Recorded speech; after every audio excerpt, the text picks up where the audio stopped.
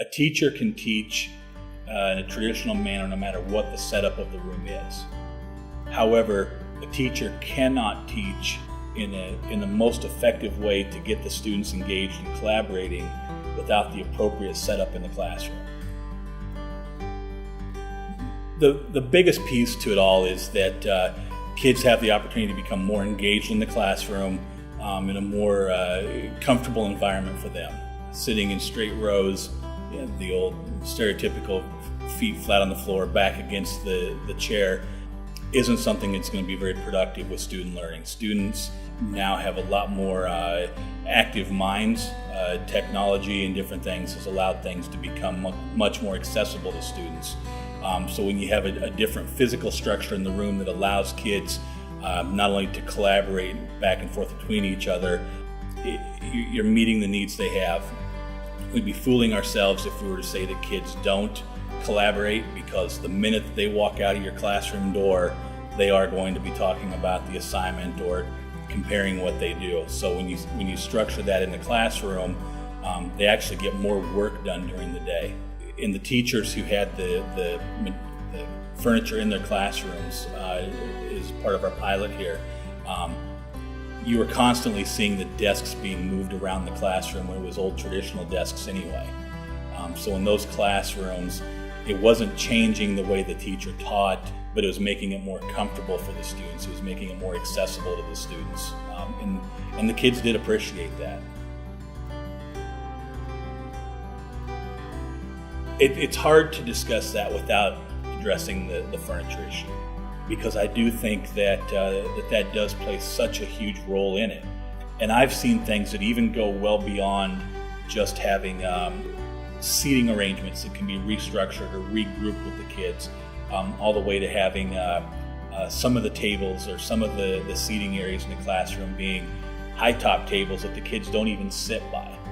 They stand at them. Some of the seating arrangements having the big ball on the ground, the kid would sit on that and do their work instead. So again, it's truly finding different ways, not only to get the kids engaged, but to get the kids comfortable. Because if the kid's not comfortable, they're going to doodle on their paper, get their phone out and text message or do something that way, or possibly just kind of zone out. And in any of those situations, the student's not going to get anything out of the classroom. So that engagement is the biggest piece.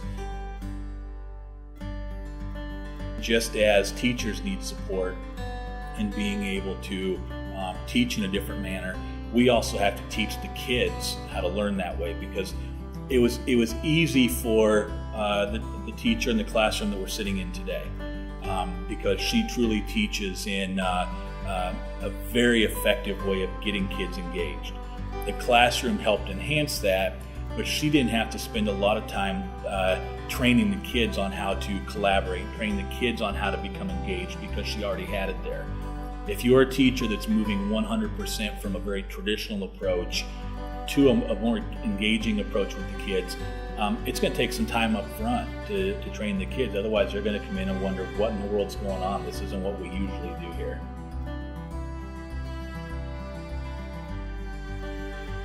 There are very few jobs out there in the world where you never interact with anybody else.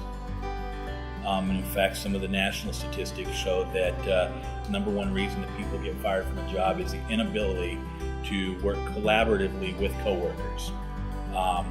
They expect a team approach on a lot of different solutions. And on not only that, but they want people to become problem solvers.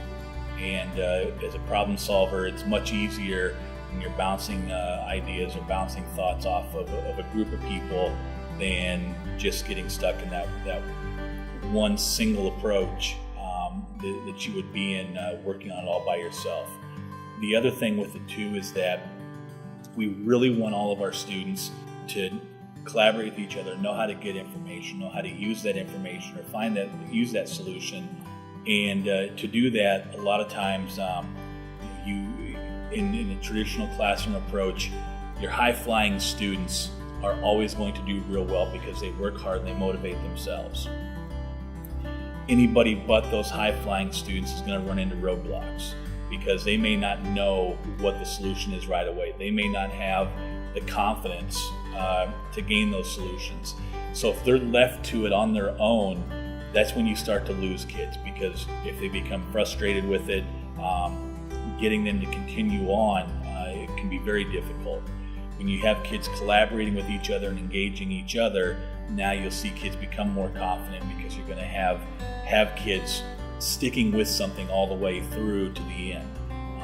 But again, you also have to carefully train kids on how to do that, how to be a contributing team member to that collaborative group.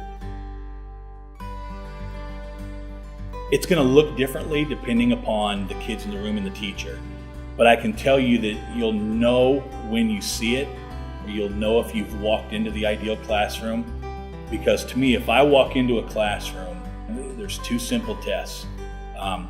You see all the kids either moving about or engaged with each other, and you very seldom see the teacher talking or telling people exactly what to do.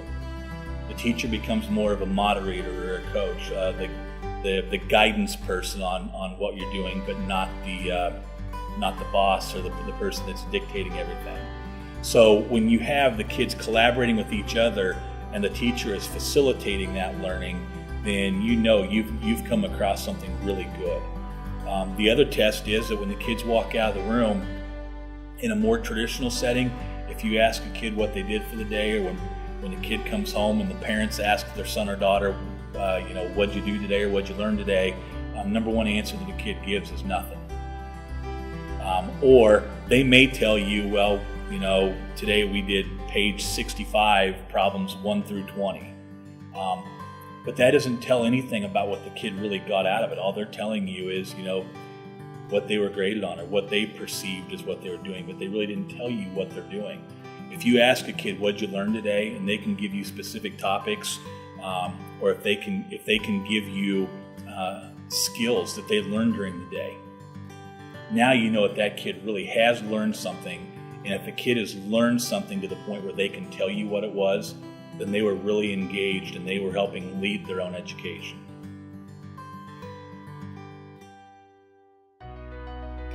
My son has talked a lot about it, and he, he's one of those people that he's not been the most fired up person in the world about school, and what really, I was a huge believer in getting students engaged in class. I was one of those people that gradual release of responsibility model where collaboration or productive group work with the students is so important. I bought into that wholeheartedly. I mean, I could talk all day and I could go on the road and be a salesman for them because I believe in it that highly.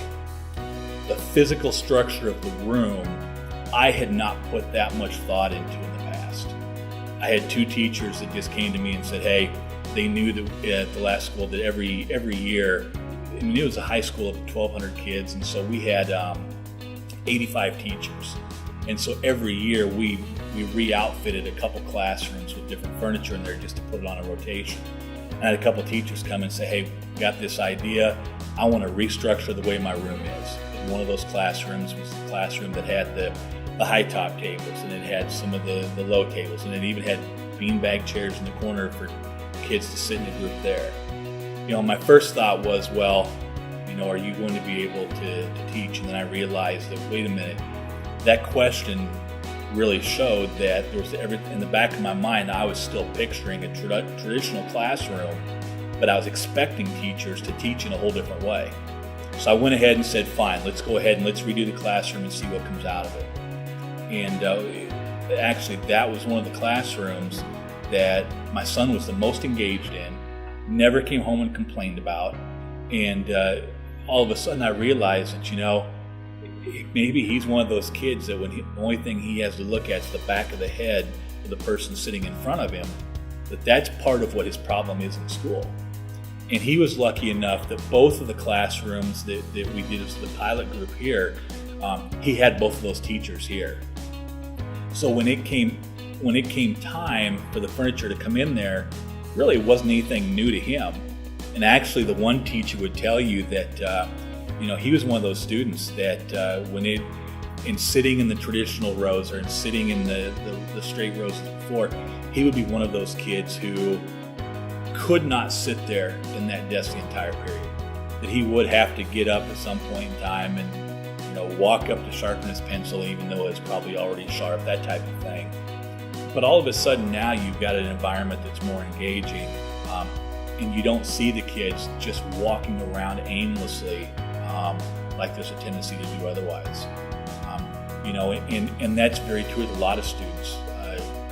Anymore, as I said, when kids have access to information so quickly by simply picking up their phone, when they're sitting here and we're making a 55-minute lesson that seems to them like you're moving at a snail's pace, you're not going to be as effective. It is something that I believe wholeheartedly in. I'm not saying that the furniture aspect of it is the most important piece of the classroom. However, I do believe, not only after seeing it in my previous job before I came here, with my son and his classmates' learnings in there, as well as seeing the way it changed things in the classroom, I don't believe you can ever really make the break from traditional teaching without making the break from traditional furniture.